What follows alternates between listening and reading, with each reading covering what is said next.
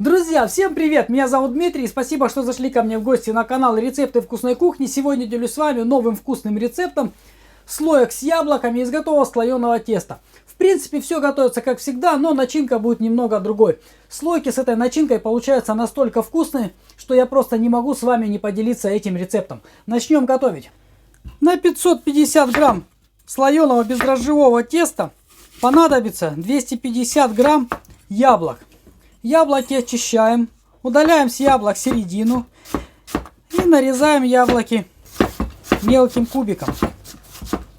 Из мелко нарезанных яблок влага уйдет быстрее, и таким образом яблоки быстрее приготовятся. Теперь к яблокам отправляем 2 столовых ложки сахара. В принципе, сахара можно взять немного больше, немного меньше, все зависит от того, насколько у вас сладкие яблоки. Добавляем столовую ложку лимонного сока, корицы по вкусу. Корицы я использую 1/3 чайной ложки, но вы ориентируйтесь по своему вкусу. Добавляем 5 грамм любого крахмала, это чуть меньше половины столовой ложки. Если нет крахмала под рукой, вы можете добавить обычную муку. Добавляю 100 грамм мягкого творога. В принципе, можно зернистый творог пробить блендером или перетереть через сито. Добавляем 20 грамм колотого миндаля и хорошенечко все ингредиенты перемешиваем между собой. Теперь возьмем лист слоеного бездрожжевого теста комнатной температуры. Вес листа составляет 275 грамм. Лист теста делим на 5 равных частей. Каждый кусочек делим визуально пополам. И посередине 1/2 части кусочка выкладываем начинку. Расстояние от края до начинки должно быть примерно 1 сантиметр.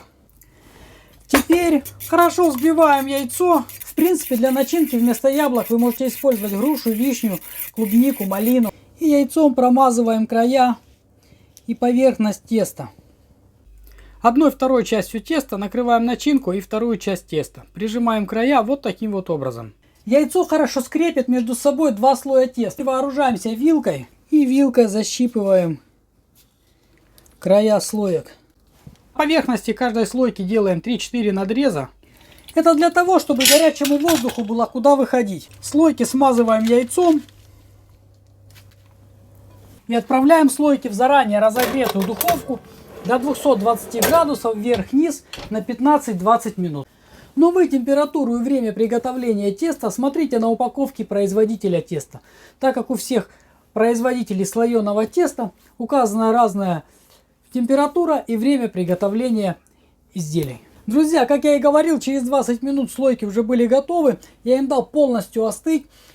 Вот такие они румяные, красивые, аромат на кухне просто потрясающий.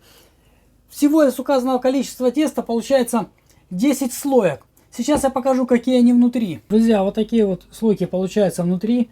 Нет лишней влаги и начинка сидит плотно. Друзья, если вам понравился этот вкусный и простой рецепт слоек с яблоками из готового слоеного теста, переходите в мой плейлист «Выпечка и десерты». Я уверен, вы там для себя найдете простой и очень вкусный рецепт. Всем пока и до новых встреч на моем канале.